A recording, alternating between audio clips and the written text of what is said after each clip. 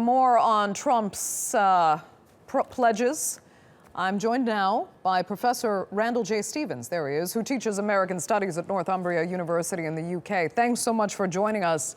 Now, so many politicians are accused of failing to deliver on campaign promises, but Trump is getting straight to it. Are you surprised that he's moving this quickly on some of the most controversial pledges he made?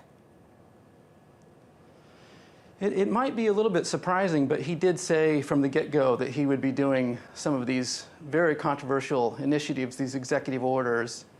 And today, like the possible announcement about moving forward on the wall on the border of Mexico and the beginning of the rolling back of Obamacare, or the ACA, as it's called. So I think for his key core constituency, this is exactly what they wanted. What about the wall, though? He was so insistent, saying not only is he going to build it, but Mexico is going to pay for it. Can that actually happen?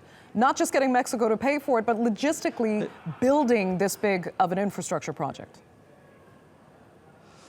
Well, it'll be difficult. I mean, the border that's 2,000 miles of a border. Right now, there are fences that cover about a third of that.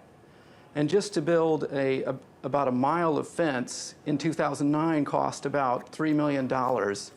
So, I mean, it'd be expensive just to build a fence border, but building a large wall, the price is going to be astronomical. And Mexico has said repeatedly that they will not be paying for it. And so it just seems incredibly unlikely. Yeah, it's not a fence. He keeps saying that this is an impenetrable wall. So the Mexican president is actually coming to visit Trump.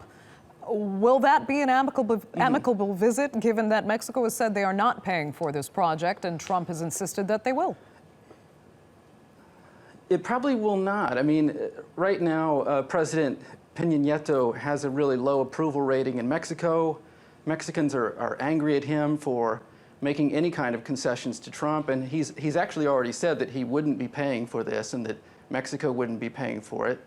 And also the former president, Vicente Fox of Mexico, said, I can't say this actually on camera, but he said, we will not be building that expletive wall, or we're not going to be paying for that expletive wall. So it's clear that as far as they're concerned, they're not going to do this. Yeah, remains to be seen where how that cost will be covered then. But as for this ban now on immigration, primarily from Muslim countries, I'll just use this adjective, how extreme can it really get?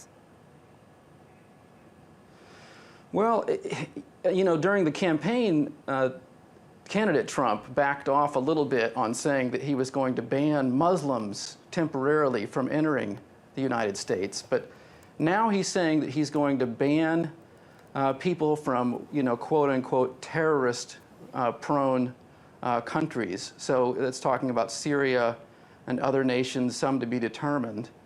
So, again, it's something that for a fraction of Americans, for a percentage of Americans, is very popular.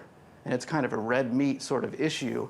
But I guess it's to be seen still how that plays out in particularities. Okay. Randall J Stephens, we're going to have to leave it there. Thanks so much for joining us from Northumbria University.